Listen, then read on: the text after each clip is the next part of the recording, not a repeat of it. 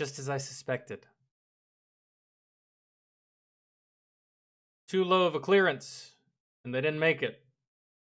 You know, again, this is a LHS too. Again, you would think that they would map these things out, because the person that's driving, by the way, the person that's driving right now is my MOS. 88 Mike. I can almost guarantee it.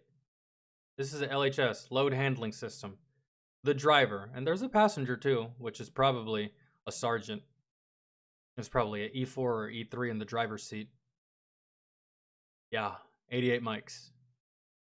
We trained on these, we drove these were in our motor pool, we PMCS these, we inspected these, we laid out equipment, all that shit.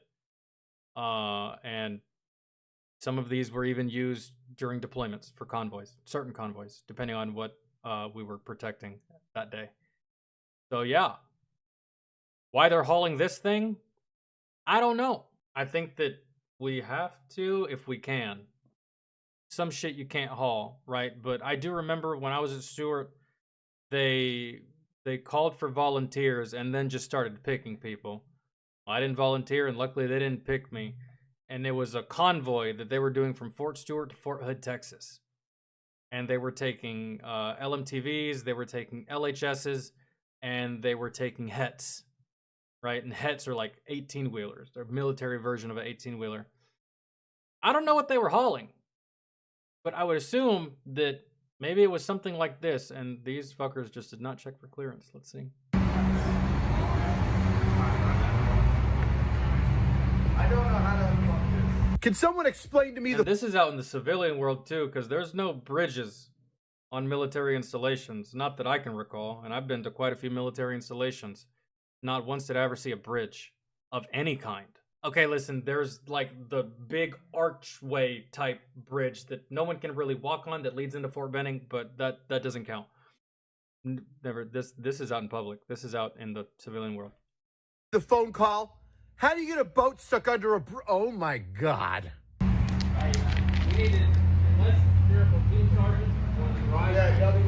You're not going to be able to get this thing out without fucking up this bridge. Who pays for that? The federal government or the state? I mean, it's military. Military works for the feds. So, is this a case of our bad? We'll pay for the damages? There's no way. I don't think you're getting this out without fucking up this bridge. Only in the Army. Only in the Army could you be dumb enough to drive a boat into a bridge on land. Sounds like some sort of ancient Chinese riddle. How you crash a boat on water? You give it to the Army. Don't look at me like that. I can use that tone, Chan. I'm dating one of your people. Oh, and by the way, we all know your first name isn't Paul. We looked at your ID. Dong Hai or something. Oh my god, that's right, I forgot. Chan's name is Dong. Oh god, I can't believe I forgot about that. My day is slightly getting better, even though that. I don't know how to unlock this. Did no one measure the height of the boat on the back of... That's what I'm saying. That's what I'm saying. Bro, these are 88 mics, man. Those are the only ones that drive these vehicles for stuff like this. 88 mics, motor vehicle operators. And before we did anything, whether it be on the installation, whether it be off the installation, or whether it be on a deployment, we know where we're going. We know what's in the way. We know the traffic. We even know the weather. Man, we get briefed on all these things every single time. I don't know what the fuck you were doing or thinking, really. And at the very least, if you don't know, man, if you're not sure, get out, have your TC, get in the driver's seat. You get in front and be the ground guide and see if you can clear it. And if you can't, then now you know. But you jackasses just fucking barreled straight through that shit. Look how far it went before it stopped. Look at this thing. That's why bridges have the number labeled on top of them. 12 feet, 11 foot, 6. So then we know what won't fit underneath the bridge. Yeah. So when you're driving along, you can look up and go, oh shit, better stop. But no, you hard charge. And you know the crazy part. You know the even crazier. Oh shit. What won't fit underneath the bridge? So when you're driving along, you can look up and go. You know the crazy part is look how much clearance there is between the top of the truck and the bridge. Bro, that's maybe 7 feet. 7 feet worth of clearance between the top of the truck right here, the roof of it, and the actual bottom of the bridge. Probably like another 5 to 7 feet. Like, I don't even know. I don't even know what they were like. Good God. This is.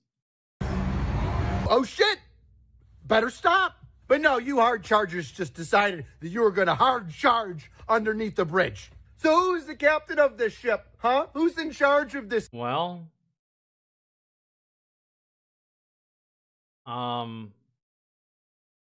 you got your commander, which he's probably not in the office. Then you got your first sergeant.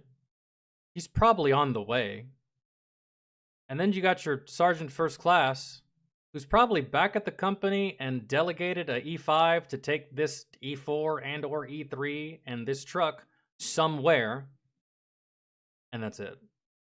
Really. That's kind of what happens. Seaworthy vessel. Who's driving? No one? Chan? E4 and below, probably. Chan was driving? You're just living up to the stereotype, aren't you? You just set back Asians in the military like another 20 years because of this. But damn it, Chan. You're one of my good troops. I can't let you get demoted. Who's got to wrangle? You know, actually, this may be salvageable. Okay. This might be salvageable. No. Never mind. Never mind. There is a thing you can do with these vehicles. You see this bed right here? This bed retracts. Do you see this? That holds the bed. This retracts, right? So the bed slides out and then down and then onto the ground. It has wheels and everything, right? And it comes up the same way. It lifts, goes up, flat, yank it in, right? One maneuver that we used to do if we were just like, I don't know, in some tight spaces or just trying to maneuver this thing or just like practicing with the load handles is we would raise the bed, drive the truck forward. Raise the bed, drive the truck forward. Raise the bed, drive the truck forward. But you can't even do that here. You can't even do that here at all. And this thing is bent to all get out. Lord knows what happened to the hydraulics. It's FUBAR. Ramirez, get over here. You're going to drive this thing back to the motor pool. I've got a plan. You're going to let airs out of the tires slowly, not all the way, just enough so it can lower and we can back this thing up out of here without having to call the troopers or local police to make sure that the bridge isn't going to collapse. If it does, not on us. It's never happened. Chan, just check out the damage. Get back to me. If it's minimal, deny, deny, deny. That's the way it was given to us. But if there's no way around writing somebody up for this, you're going to take the fall for Dong. You know, what you could do is beeline it just 1,000 miles an hour. Beeline it straight to maintenance. Find the dispatch for this vehicle. And then you already have a dispatch inside the vehicle. Find the copy of the dispatch that's in maintenance. Take that dispatch, burn it. Take the dispatch inside that vehicle, burn it. Oh, what happened, man? We were getting ready to do something with this LMTV, and then it was just gone, and then we just found it here. Because you know what a dispatch has on it, right? It has who signed for the vehicle, who fueled the vehicle, who PMCS'd the vehicle, what maintenance personnel checked the vehicle, right? To make sure that it can go on the road, and who's going to be driving the vehicle.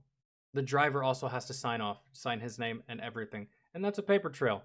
So you really want to get out of it, you're going to have to do some borderline illegal shit, but Uh, E4 Mafia has undertaken more difficult tasks before, so I don't know, man. Maybe it'll be fine. Worst case scenario, I drop you down to E3 and I bring you right back up to the E4 Mafia in like 30, 60 days, okay? Any additional duty that you gotta do is gonna be completed by Dong, so you're not getting off that easy, my little geisha. I know it's not Chinese. You really want to discuss cultural differences right now? Because I'll teach you what a Chinese basket job is. That's what I'll do to you if you don't shut up and play ball. Okay, we all know the plan. Regardless of how much or little damage there is, we're all chipping in and taking care of Rico Suave. Every company needs a fall guy, and some of our more special children need a reason for why we don't kick them out of the military. Hopefully, we can all avoid turning this thing into some sort of ridiculous train wreck. Yeah, Jesus Christ. At least it wasn't that. We covered that one. That's fucking Oh my God, why did my millions of dollars. It's because I think Angry Drill Sergeant's about to appear. heart just skip a beat?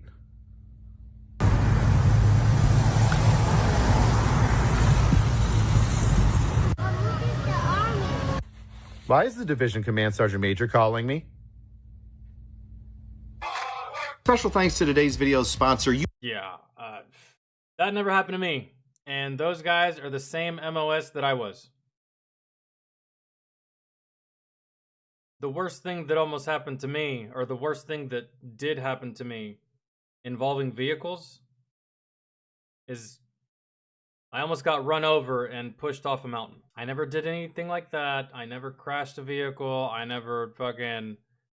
was a pretty good driver, guys. For real. Trailers, backing up, the LHSs, hooking trailers, unhooking trailers, parking these fucking trailers, parallel parking these trailers, unloading, loading, like, your boy was good at it. So, but I didn't do any of that stuff. Sadly. Well, not sadly. I'm actually glad I didn't have to do any of that stuff, man. I was a gunner my entire time. Crashed an ambulance once. I crashed a Durango. I wasn't even going all that fast. I was going to, well, technically, I don't even know what the speed limit was on that road. It was a back road, so back roads don't have speed limits, but I wasn't being irresponsible. I just closed my eyes for 4 seconds too long. Went into the woods. Took out some trees. It was rough. Other than that, I got a pretty good driving record. Except for a fender bender I had when I was 18. Well, no. I totaled that vehicle. And then I got into another fender bender before I joined the military. And then fast forward 5 to 6 years, I got into another fender bender going like, I don't know, 5 miles an hour, right? Maybe like $100 worth of damages. And that's it. 3 accidents in 35 years. I feel like I'm doing okay. I don't feel like I'm a bad driver. 3 accidents my whole life. That's not bad, right? Right? I know some of y'all probably never been in an accident before in your life, but 3 in a lifetime? And I don't plan on getting in any more accidents. I'm a pretty safe driver. I drive very defensively because I don't trust other motherfuckers. And I try not to get too aggressive on the road just for like my safety. And lots of times when I drive, my niece is in the car, so I'm extra cautious now. So, and I'm guessing your parents were pissed about that. No, because I totaled the Durango so bad that my mother she couldn't be mad because she was so happy that I was alive. I don't have any pictures of the vehicle, but if you look at the vehicle, you would think that I died in the car accident, but I survived it. And so she wasn't too mad. She was just relieved that I was still alive. She took one good look at the car and then at me, and then like she almost cried. And I could tell she tried to be mad because like, I totaled the whole fucking car, right? But nah, she was just relieved I was okay.